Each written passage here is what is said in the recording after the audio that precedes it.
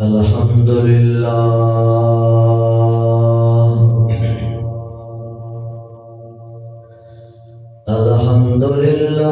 نحمده ونستعينه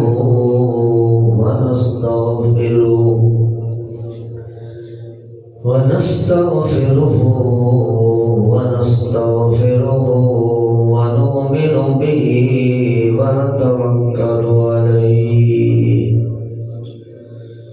ونعوذ بالله من شرور أنفسنا ومن سيئات أعمالنا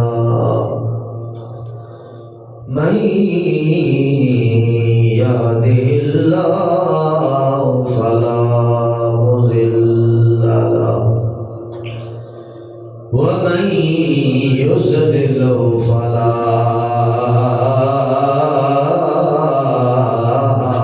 هادي له ونشهد أن لا إله إلا الله وحده لا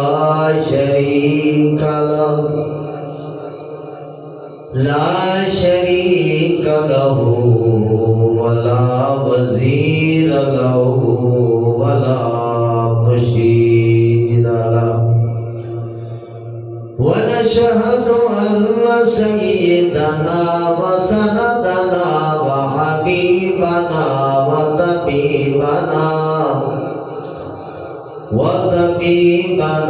وطبيب قلوبنا ومأوانا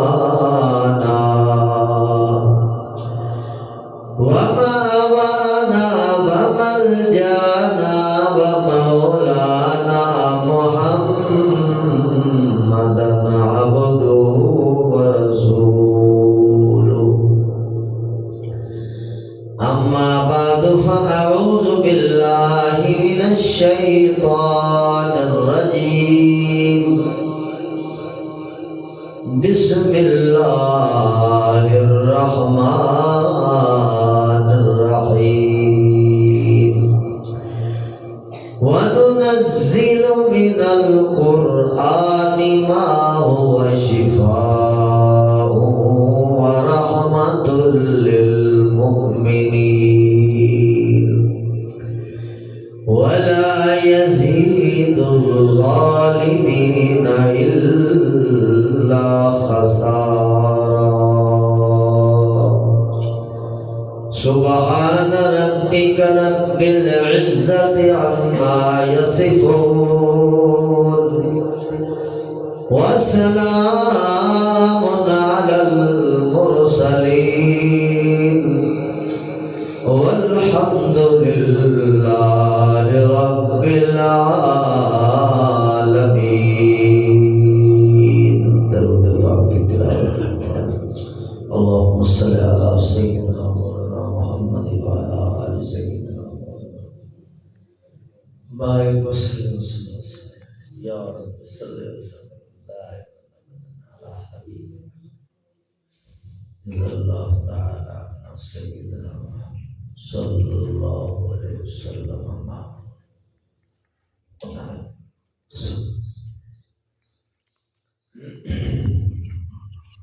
میرے انتہائی واجب الاحترام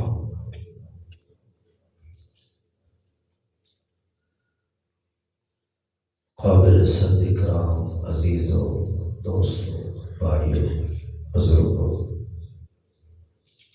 سب سے پہلے قرآن پاک سنانے والے عزیز کو دل کی گہرائیوں سے مبارکباد. اللہ سبحانہ و تعالی اپنی بارگاہ میں قبول و منظور فرمائے. میرے محترم دوستو، قرآن تمام اسلامی علوم کا محور اور مرکز ہے. حدیث کا علم ہے یا فقہ کا علم ہے اصول حدیث کا علم ہے یا اصول فقہ کا علم ہے، جتنے اسلامی علوم اور فنون اور معلومات اور کتابیں، رسالے، لاکھوں کروڑوں کی تعداد میں لٹریچر لکھا گیا، اصل مرکز اور محور وہ قرآن مجید اور فرقان حمید ہے۔ اسی کے ارد گرد ساری حدیثیں گھوم رہی ہے، اسی کے ارد گرد ساری فقہ گھوم رہی ہے، اسی کے ارد گرد سارے فتاوی جات گھوم رہے ہیں۔ مرکز اللہ کا قرآن ہے۔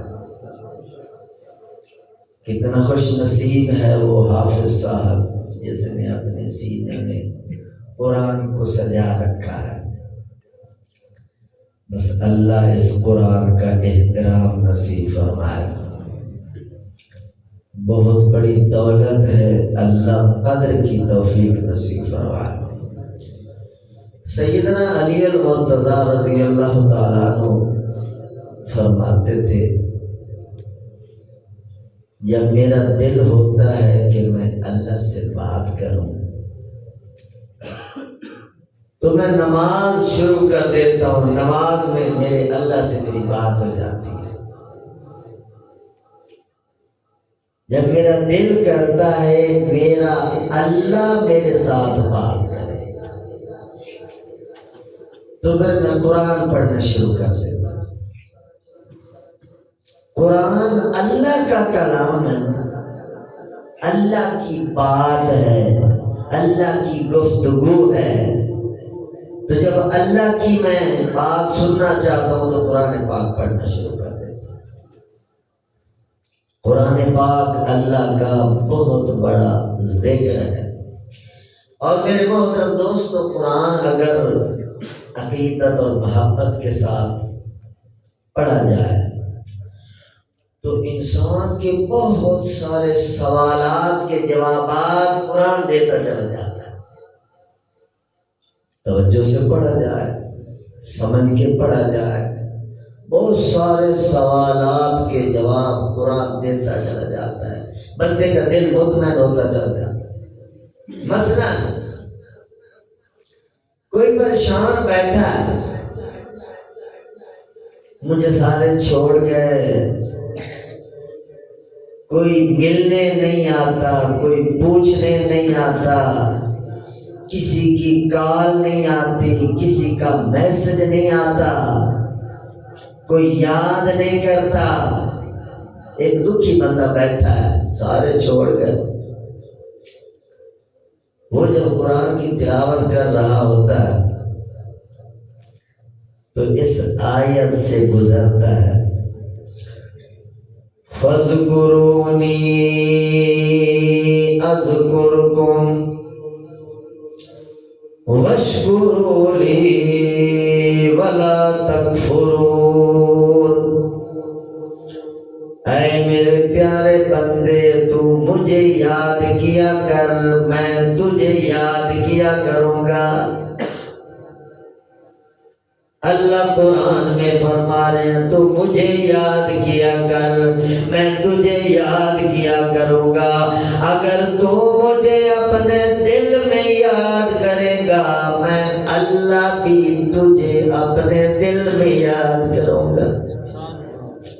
اگر تو میرا تذکرہ کسی محفل میں کرے گا، کسی مجلس میں کرے گا، کسی اجتماع میں کرے گا، کسی پروگرام میں کرے گا، لوگوں کے جمع غفیر میں کرے گا، تو میں تیرا تذکرہ اس مجمع سے بہتر مجمع فرشتوں کی محفل میں تیرا تذکرہ کروں گا۔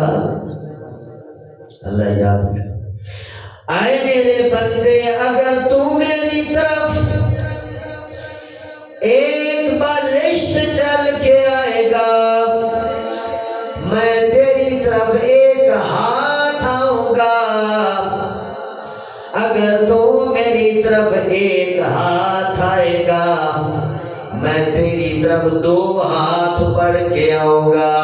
اے میرے بندے اگر تو میری طرف آہستہ آہستہ چل کے آئے گا تو میں تیری طرف دوڑ کے آ جاؤں گا۔ فَاذْكُرُونِی اذکرکم، اے میرے بندے جب بھی مجھے یاد کرے گا میرا وعدہ ہے میں تجھے ضرور یاد کروں گا۔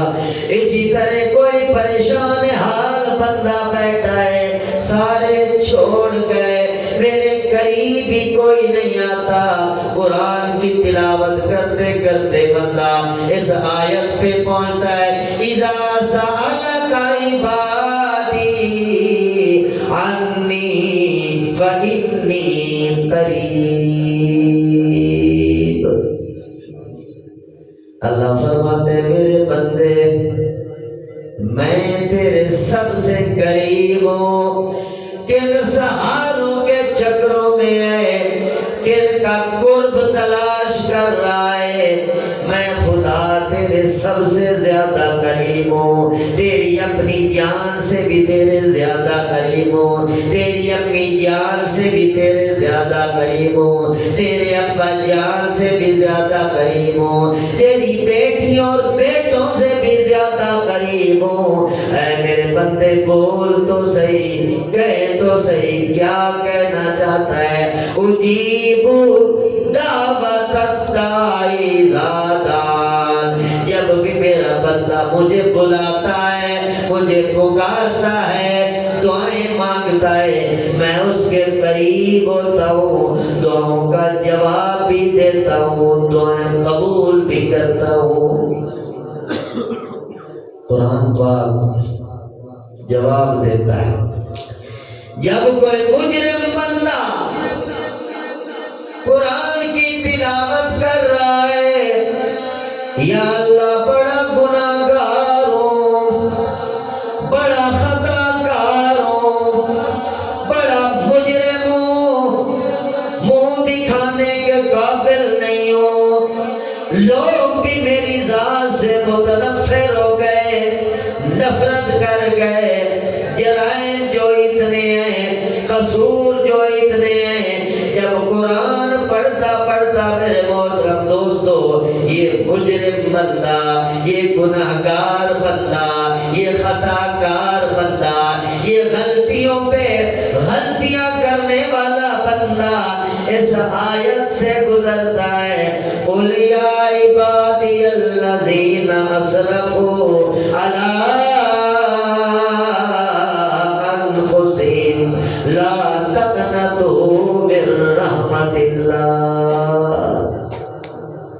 اللہ فرماتے میرے بندے جتنے گناہ ہو گئے، جتنے قصور ہو گئے، جتنی غلطیاں ہو گئیں، کوئی بات نہیں، سچے دل سے میرے دربار میں آ جاؤ، اور مایوس ہونے کی ضرورت نہیں، نا امید ہونے کی ضرورت نہیں، تمہارے گناہ زمین سے لے کر آسمان تک بھی پہنچ جائے، سچے دل سے توبہ کرو، میں سارے گناہوں کو معاف کر دوں گا۔ قرآن سوالوں کے جواب دیتا۔ اور پھر میرے محترم دوستو گناہگاروں کی بھی قسمیں ہیں، کچھ چھوٹے گناہگار ہیں، کچھ درمیانے گناہگار ہیں، کچھ بڑے بڑے جرائم پیشہ لوگ ہیں، بڑے بڑے مجرم ہیں، بڑے بڑے غدار ہیں، بڑے بڑے گناہگار سیاہکار ہیں، تینوں قسم کے لوگ ہیں۔ تو اللہ نے اپنے پاک کلام کے اندر 3 قسم کے لفظ استعمال فرمائے ہیں۔ جب بندہ قرآن کی تلاوت کر رہا ہے، قرآن پاک کو پڑھتا جا رہا ہے، قرآن سوالوں کے جواب دے رہا ہے، جو چھوٹا مجرم ہے اس کا بھی جواب ہے، جو درمیانی درجے کا مجرم ہے اس کا بھی جواب ہے، جو بڑے سے بڑا مجرم ہے اس کو بھی جواب ہے، جو چھوٹے جرائم کرنے والا اس کے لیے قرآن لفظ غافر استعمال کرتا ہے۔ غافر الذنب وقابل التوب. اللہ فرماتے میں گناہوں کو معاف کرنے والا ہوں، توبہ قبول کرنے والا ہوں. اگر چھوٹے موٹے گناہ ہو گئے تو کوئی بات نہیں، آ جاؤ میں تمہارے گناہوں کو معاف کر دوں گا. اور درمیانے درجے والا بندہ، درمیانے درجے کا مجرم اور گناہگار، اس کے لیے قرآن لفظ غفور بولتا ہے. ایک غافر، ایک غفور. غفور کے اندر غافر کی بنسبت زیادہ مبالغہ پایا جاتا ہے. ان ربی غفور، میرا رب غفور ہے. واستغفر اللہ ان اللہ غفور رحیم. نبی عبادی انی انا الغفور الرحیم. اللہ پاک نے قرآن پاک میں کتنے مقامات پر فرمایا میں غفور بھی ہوں، رحیم بھی ہوں. غفور بھی ہوں، رحیم بھی ہوں. غفور بھی ہوں، رحیم بھی ہوں. جو درمیانے درجے کے مجرم ہیں اللہ نے سیغہ بدل دیا، غفور ہوں. آ جاؤ میرے دربار کے اندر، سچے دل سے معافی مانگ لو، تمہیں بھی معافی مل جائے گی. اور تیسرے نمبر پر بڑے بڑے مشرک، بڑے بڑے مرتد، بڑے بڑے غدار، بڑے بڑے گنہگار، یہودیت اختیار کرنے والے، عیسائیت اختیار کرنے والے، یہودیت، عیسائیت، دہریت کو اختیار کرنے والے، ان کو بھی اللہ دعوت دیتے ہیں بے شک میرے وجود کو بھی تم نہیں مانتے ہو، آ جاؤ میں غفار ہوں. سبحان غفار بہت مبالغے کا صیغہ ہے. وَإِنِّي لَغَفَّارٌ وَإِنِّي سورۃ طٰہٰ 16واں پارہ، حافظ قاری بچے بیٹھے ہیں. وَإِنِّي لَغَفَّارٌ لِمَن تَابَ وَآمَنَ وَعَمِلَ صَالِحًا ثُمَّ اهْتَدَىٰ. اللہ فرماتے آ جاؤ میں بہت بڑی بخشش کرنے والا مہربان ہوں. کتنے بھی تمہارے گناہ سچے دل سے معافی مانگ لو، تمہارے سارے گناہوں کو معاف کر دوں گا. اور میرے محترم دوستو، اللہ کے دربار کا ضابطہ یہ ہے کہ جب بھی کوئی مجرم آتا ہے اللہ کبھی یوں نہیں کہتا کہ اب تک کہاں رہے، اتنی دیر کیوں لگا دی، تاخیر سے کیوں آئے ہو، پہلے بھی توبہ کی تھی پھر توبہ کو توڑ دیا تھا. کوئی تانا نہیں دیا جاتا اللہ کے دربار میں. جب بھی کوئی مجرم آتا ہے، جب بھی کوئی گناہگار آتا ہے، اللہ تانا دیے بغیر سارے گناہوں کو معاف فرما دیتے ہیں. اسے غفار کہتے ہیں. استغفروا ربکم 29واں پارہ. استغفروا ربکم، اپنے رب سے معافی مانگا کرو، اپنے رب کے حضور توبہ کیا کرو. انہ کان غفارا، وہ غفار ہے. غفار کا کیسے میں ترجمہ کروں؟ ساری دنیا گناہ لے کر اس کے دربار میں آ جائے اور معافی مانگے، میرے محترم دوستو سب کو وہ معاف کر دے، پھر بھی معافی ماں ختم نہیں ہوتی. غفار کے اندر بڑی رحمت چھپی ہوئی ہے، غفار کے اندر بڑی مغفرت چھپی ہوئی ہے. تو میرے محترم دوستو قرآن پڑھنے والے کو، مجرم کو جواب ملتا ہے قرآن کے اندر. کتنا ہی بڑا گناہگار کیوں نہ ہو اللہ ضرور معافی عطا فرما دیتے ہیں. اسی طرح میرے محترم دوست ایک بے سکون بندہ، بے آرام بندہ، حیران بندہ، پریشان بندہ، دکھوں کا مارا ہوا بندہ، وہ اللہ کے پاک قرآن کی تلاوت کر رہا ہے. جس جس کو کوئی سکون نہیں، جس کو کوئی چین نہیں، جس کو کوئی آرام نہیں، جنہیں دکھڑے اپنے سر پہ ڈالے ہوئے ہیں، قرآن کی تلاوت کرتے کرتے جب کوئی آیت پہ پہنچتا ہے، اللہ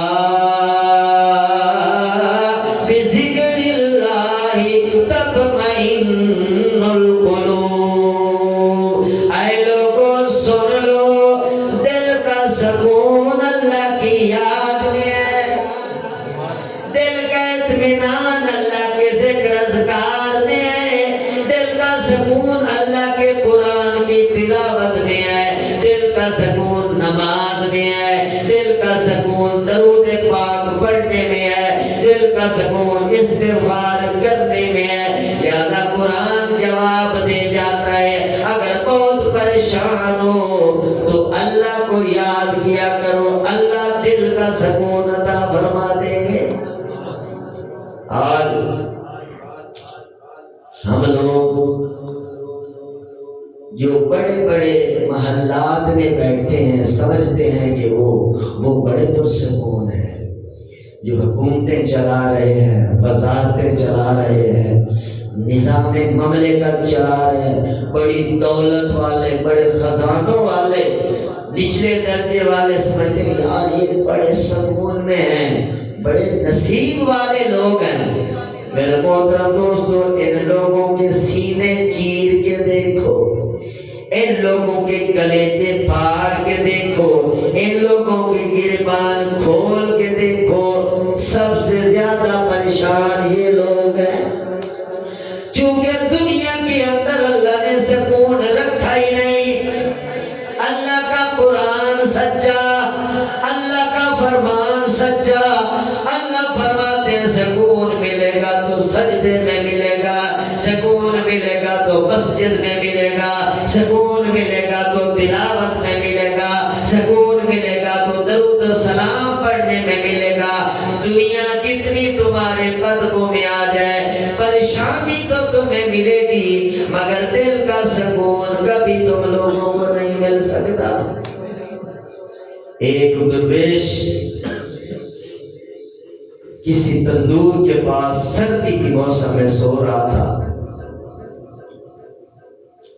بادشاہ گشت کرتا ہوا اس تنور کے پاس گزرا اور دیکھا کہ ایک درویش سویا ہوا ہے۔ ایسے تنور کے پاس غریب آدمی ہے، تو بادشاہ ادھر مڑا اور اسے اٹھایا کہ آپ یہاں سو رہے ہو، بڑی پریشان کن زندگی ہوگی آپ کی، کیسا نظام چل رہا ہے زندگی؟ وہ درویش، وہ ملنگ بابا، وہ اللہ کے رنگ میں رنگا ہوا بابا، وہ کہتا ہے بادشاہ سلامت، میری زندگی کچھ آپ جناب جیسی اور کچھ آپ جناب سے بھی بہتر زندگی۔ بادشاہ سن کے حیران ہوا، یہ ملنگ کیا کہتا ہے، یہ درویش کیا کہتا ہے، یہ فقیر کیا کہتا ہے، یہ پھٹے پرانے کپڑوں والا کیا کہتا ہے، جس کو کس کا گھر بھی نہیں ہے، تنور پر لیٹا ہوا ہے، کیسی گفتگو کر رہا ہے، مجھے کہتا ہے بادشاہ کو کچھ آپ جیسی زندگی، کچھ آپ سے بہتر۔ بادشاہ نے سوال کر دیا کہ درویش صاحب بتاؤ، میری جیسی کیسی اور میرے سے بہتر کیسی، ذرا سمجھاؤ تو صحیح۔ تو وہ درویش بابا کہنے لگا کہ جب آپ اپنے بیڈ پر سونے لگتے ہیں، سونے سے پہلے آپ کے خیالات میں محلات ہیں، سونے سے پہلے آپ کے خیالات میں سلطنت ہے، سونے سے پہلے آپ کے خیالات میں دولت ہے، سونے سے پہلے آپ کے خیالات میں یہ مملکت ہے۔ جب سو گئے تو مملکت کا آپ کو پتہ نہیں، سلطنت کا آپ کو پتہ نہیں، دولت کا آپ کو پتہ نہیں، حکومت کا آپ کو پتہ نہیں، رعیت کا آپ کو پتہ نہیں، فوج اور سپاہ کا آپ کو پتہ نہیں، خراٹے دار نیند سو رہے ہیں، آپ وہاں سو گئے، میں تندور پر سو گیا، تو جب میں بھی سو گیا آپ بھی سو گئے، نیند میں ہم دونوں برابر،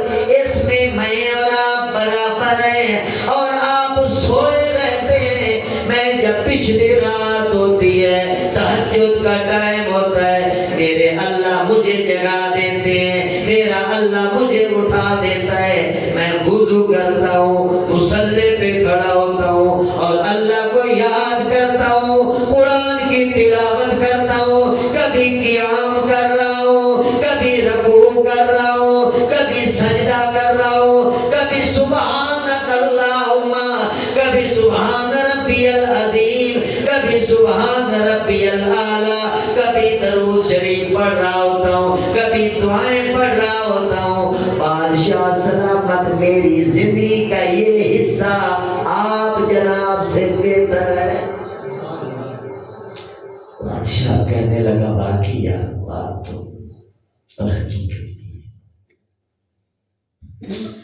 سونے چاندی کی چمک بس دیکھنے کی بات ہے، سونے چاندی کی چمک بس دیکھنے کی بات ہے، اور 4 دن کی چاندنی اور پھر اندھیری رات ہے، ملے خاک میں اہل شان کیسے کیسے، مکی ہو گئے لامکان کیسے کیسے، ہوئے نامور بے نشان کیسے کیسے، زمین کھا گئی آسمان کیسے کیسے، جگہ جی لگانے کی دنیا نہیں ہے، یہ عبرت کی جا ہے تماشا نہیں ہے۔ میرے محترم دوستو قرآن جواب دیتا ہے کل من علیہا فان ویبقى وجہ ربک ذو الجلال والاکرام، ہر چیز نے فنا ہو جانا ہے، ہر چیز نے تباہ ہو جانا ہے، نہ حق نہ مالک رہیں گے، نہ مکان رہیں گے، نہ مکین رہیں گے، نہ سلطان رہیں گے، نہ سلطنت رہیں گی، ایک اللہ کا نام باقی رہے گا۔ قرآن جواب دیتا ہے اس بات کا، اے میرے بندے جگہ جی لگانے کی دنیا نہیں ہے۔ اور میرے محترم دوستو آج سے 100 سال پہلے جو اس دنیا میں آئے تھے آج وہ سارے قبروں میں جا چکے، ہوں کہ تو کوئی اکا دکا، کیونکہ 100 سال تک بہت کم لوگ پہنچتے۔ آج میرے محترم دوستو تقریباً 8 ارب کی آبادی ہے پوری دنیا کی۔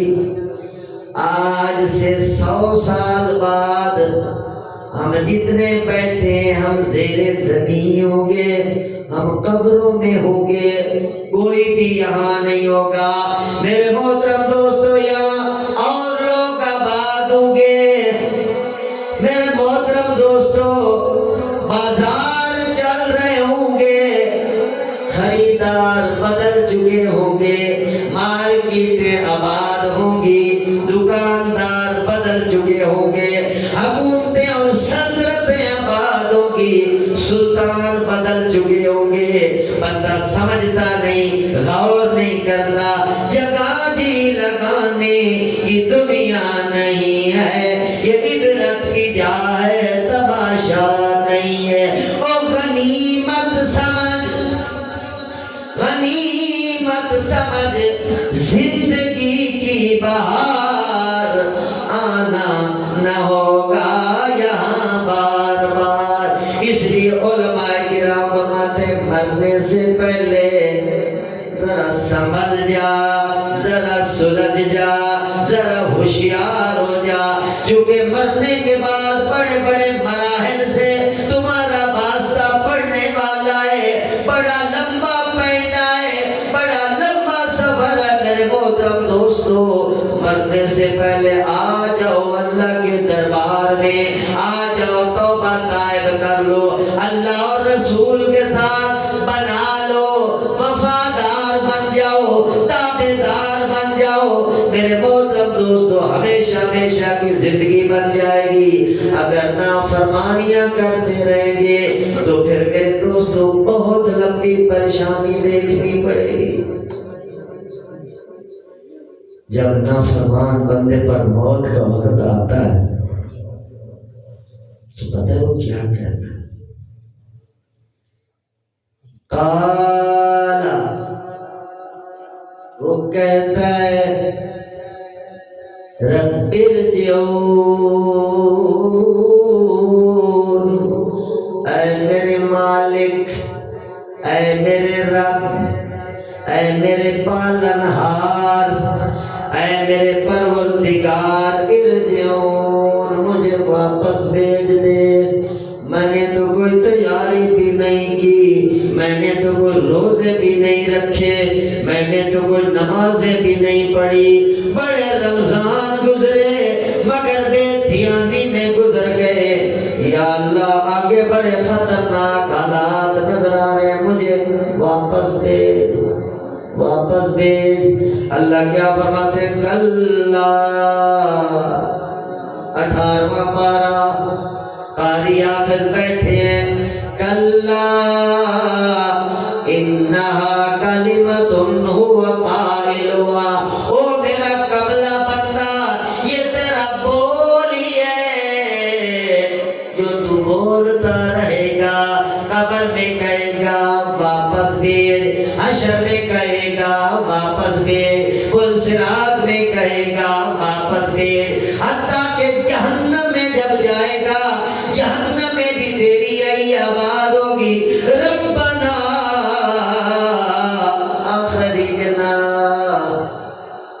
نکال یہاں سے، بھیج واپس، نعمل صالحا غیر الذی کنا نعمل، یا اللہ اب نیک بن کے آؤں گا، پرہیزگار بن کے آؤں گا، روزے دار بن کے آؤں گا، تہجد گزار بن کے آؤں گا۔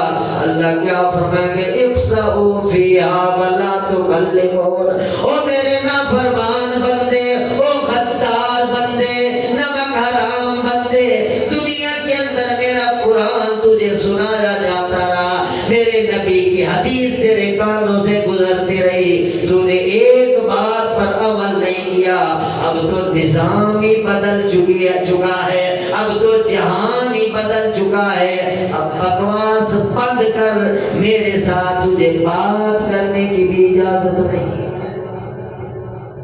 یہ قرآن ہے میرے محترم دوستو، کتنے سوالوں کے جواب دے جاتا ہے قرآن، کتنی بات کھول جاتا ہے قرآن۔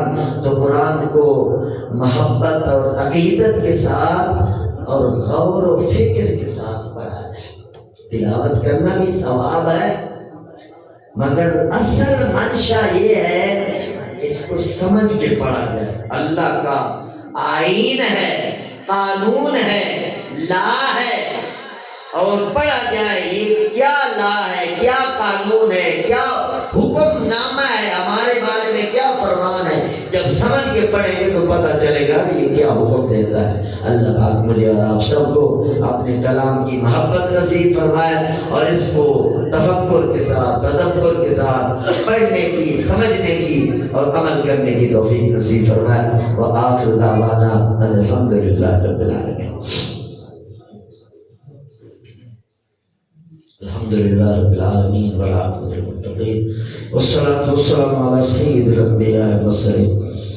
اے مولا کریم ہمارے تمام صغیرہ کبیرہ گناہوں کو معاف فرما، یا الہ العالمین ہماری تمام مشکلات کو آسان فرما، اے مولا کریم ہماری تمام پریشانیوں کو دور فرما دے۔ ہم سے پہلے جتنے مومنین، مومنات، مسلمین، مسلمات، رشتہ دار، غیر رشتہ دار، یا جن کے والدین شریفین کریمین اس دنیا سے رحلت فرما گئے، یا اللہ سب کی کامل درجے کی مغفرت اور بخشش فرما دے۔ اے کریم اللہ جتنے انسان اس دھرتی پر موجود ہیں سب کی ہدایت کے فیصلے فرما، ساری انسانیت کو کلمہ توحید نصیب فرما۔ یا مولا کریم وطن عزیز پاکستان کے چپے چپے اور ذرے ذرے کی حفاظت فرما، حرمین شریفین کی حفاظت فرما، علماء کی صلحاء کی حفاظت فرما، مساجد کی مدارس کی حفاظت فرما، عالم اسلام کی حفاظت فرما، یا اللہ ملت اسلامیہ کے ایمان کی اور جان کی حفاظت فرما۔ جتنے احباب اس پروگرام میں تشریف فرما ہے، ہاتھ اٹھائے بیٹھے ہیں، یا اللہ تو سب کی حاجات سے باخبر ہے، سب کی دل کی نیک تمناؤں کو اپنی رحمت سے پورا فرما، سب کی نیک حاجات کو اپنی رحمت سے پورا فرما۔ یا مولا کریم جس طرح تیرے دربار میں تیری محفل سجائے بیٹھے ہیں، اسی طرح ہم سب کو جنت الفردوس کی محفل نصیب فرما۔ اے کریم اللہ، رمضان المبارک کی جتنی گھڑیاں باقی ہیں ان کا زیادہ سے زیادہ احترام کرنے کی توفیق نصیب فرما، عبادت کے ساتھ، ریاضت کے ساتھ، تلاوت کے ساتھ اپنی ذات عالی کو راضی کرنے کی توفیق نصیب فرما۔ اے کریم اللہ، جو کچھ مانگا ہے عطا فرما، جو نہیں مانگ سکے پھر مانگے عطا فرما، اپنی شایان شان عطا فرما۔ اے مولا کریم اس مسجد کو، اس مدرسے کو آباد شاد فرما، حضرت مفتی صاحب کی کروٹ کروٹ اور قدم قدم حفاظت فرما۔ یا مولا کریم جو تعاون فرمانے والے اس ادارے کے ساتھ، اس مسجد کے ساتھ، یا علماء صلحاء طلباء کے ساتھ، یا اللہ اپنی شایان شان انہیں جزائے خیر عطا فرما۔ یا اللہ خیر کے ساتھ ہمیں ہمیشہ وابستہ رہنے کی توفیق نصیب فرما، جب تک زندہ رہیں اپنے نبی کا نقش قدم نصیب فرما، جب جانے لگیں اپنے آخری نبی کا آخری کلمہ، کلمہ شہادت اور کلمہ توحید کی سعادت نصیب فرما۔ وصلی اللہ تعالی علی حبیبی وخیر خلقہ سیدنا محمد وعلی آلہ وصحبہ اجمعین برحمتک یا رب۔